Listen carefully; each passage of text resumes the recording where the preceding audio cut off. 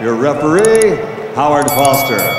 And now, your referee, Howard Foster. Yes, bana, tunakumbuka bondia wa ngumi za kulipwa nchini Tanzania Pius Mpenda aliweza kupata matokeo ya sare pale nchini Saudi Arab kwenye mashindano ya kimataifa, na lile pambano liweza kumalizika kwa matokeo ya sare. Sasa baada ya lile pambano kumalizika, bondia Pius Mpenda kupitia ukurasa wake wa Instagram alijaribu kuandika ujumbe ambao alitoa shukrani za dhati kwa wale ambao waliweza kumsupport kuelekea kwenye lile pambano, lakini pia ujumbe huo wakati anaomalizia mwishoni, wengi wameweza kutafsiri tofauti na kuona kwamba huenda alikuwa anapiga kijembe kwa bondia nambari 1 kwenye uzito wa kati nchini Tanzania, Hassan Mwakinyo. Bondia Pius Mpenda kwenye ujumbe wake aliandika kuwashukuru mashabiki na wale wote ambao waliweza kumsupport kuelekea kwenye lile pambano na kuahidi kwamba atafanya vizuri zaidi. Lakini pia kwenye huo ujumbe wake alijaribu kutoa maoni yake. Anasema kwamba kuna mabondia ambao wanajifanya namba 1 nchini Tanzania, basi amewaasa kama anaenda nje ya ardhi ya Tanzania kupigana,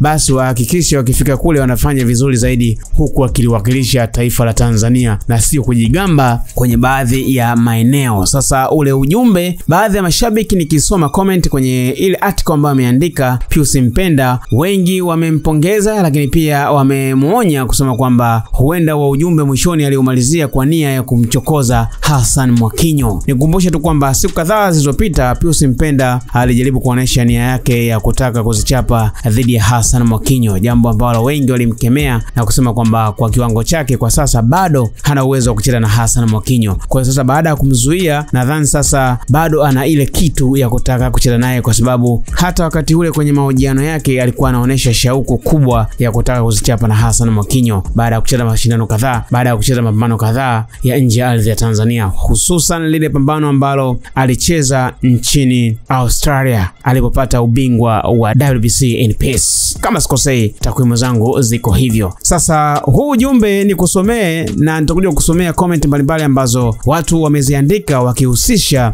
uandishi huu wa Pius Mpenda huenda amejaribu kumchokoza Hassan Mwakinyo, au ametaka Hassan Mwakinyo ajue kwamba sio bora zaidi yake, hasa katika kipindi hiki ambacho Pius Mpenda ameonekana kuwa bora katika haya mashindano makubwa ambayo yamefanyika tarehe 22 ya mwezi wa 11 2025. Pius Mpenda baada ya kupata matokeo ya sare aliandika, anasema pambano lilikuwa likisubiriwa sana, ndio hili. Nitumie nafasi hii kwa kuwashukuru Tanzania wote na mashabiki wa ngumi wote kutoka nchi mbalimbali wanaoendelea kunipa support kwa namna moja ama nyingine. Mbele yangu Tanzania kwanza, mambo mengine baadaye. Napigana kwa ajili ya heshima ya nchi yangu, lakini pia kwa kuongeza kipato changu. Mabondia nyie namba 1 wa Tanzania, jitahidini mkienda Ulaya, mpigane kweli kweli kwa ajili ya taifa. Asanteni. Mwisho wa kunukuu kile ambacho alikiandika Pius Mpenda. Sasa kuna mmoja amezungushia kaduala kwenye huu ujumbe ambao ameandika hapa mwishoni kwamba mabondia nyie namba 1 nchini Tanzania, mkienda nje jitahidini kupigania taifa. Asante.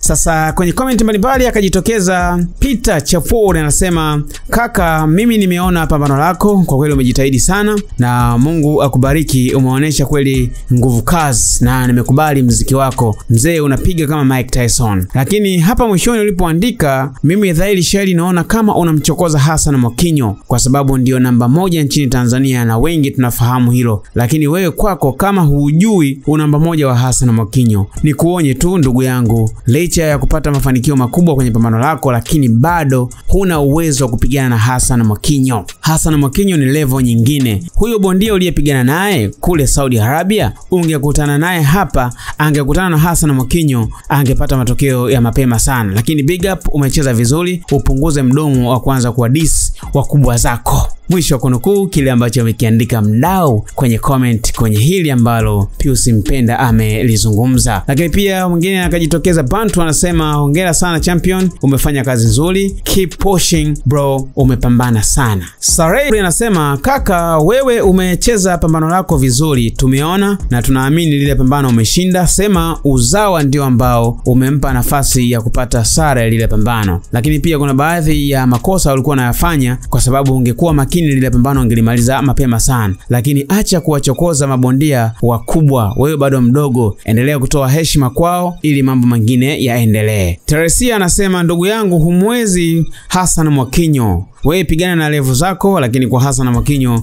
ndugu yangu umenoa. Kwa nini uandike ujumbe kama huo? Kama wewe unajiona bondia namba 1, basi tuendelee kushuhudia kazi yako, lakini kazi za wenzio ndio ambazo zinaonyesha kwamba wao ni mabondia namba 1. Sawa. Comment ziko nyingi sana. Eddie haya anasema, kwetu ni ushindi mkubwa mno. Hizi za majaji kwao zimekuwa mbeleko. Hongera sana kaka. Lakini RD Muzika anasema, kaka yangu mpenda, hongera sana. Una kitu kikubwa mno. Endelea hivyo hivyo kupambana. Sisi tuko nyuma yako. Acha vijembe vya kuwachokoza watu wazima. Zagara anasema, mtu mzima Champez one time ametulia, anapiga mahesabu ya kazi zake. Unakuja wewe unaanza kujigamba hapa. Kwa utanzania gani ambao umeonyesha tulitegemea upata matokeo, lakini sare unajivunia? Hilo sio la kutamba kaka. Wewe tuliza boli. Kazi tumeiona, lakini endelea kuongeza juhudi ili uweze kupata matokeo mazuri zaidi. Wenzio wanaojiita namba 1 wana hesabu zao na tumeona mafanikio waliyopata. Wewe una mafanikio gani kwenye boxing? Bado mchanga sana. Sawa. Official Mrama anasema, huyu bondia kama angecheza na bondia wetu hawa wa Oga, si wangepigwa KO mbaya sana jamani. Jamaa mrefu, anapiga jab, ana range IQ, ana target, ana speed with combination na kila kitu.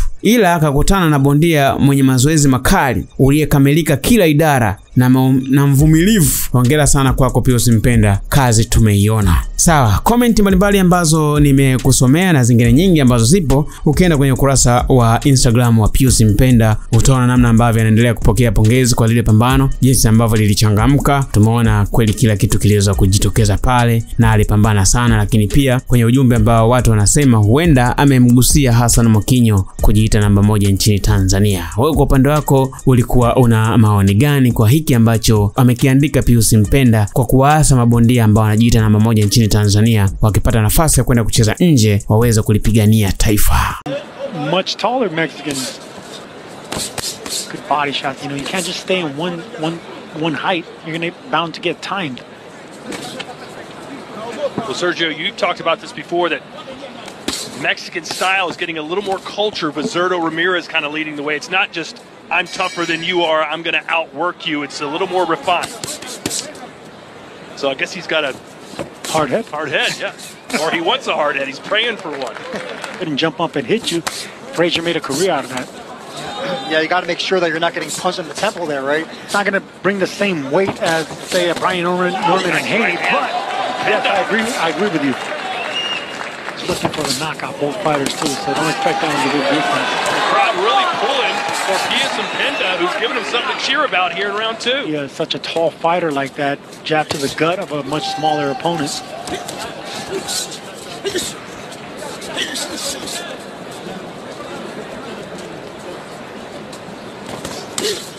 Ooh, good shot there by Mpenda. Ooh, again. The crowd, I told you, they come to life. They want to see Mpenda pull off the upset here. See if he can improve on that 21-1 record. There's a right hand from Mpenda. He has got some KOs under his belt. Ooh, good shot. He just ate one there. Mpenda has the right idea. And that time he led in with a jab, which created the opening. And this is where he wants to be. Caught again with a right. Now the one pressing forward. Ooh, just missed a big right uppercut of Mpenda. Boy, he is swinging for the fences, and he has to. That's what his corner told him to do. His venom has definitely changed. This is Mpenda's round, and the momentum has switched. You can see that Pedraza is respecting and backing up, feeling the hands of Mpenda.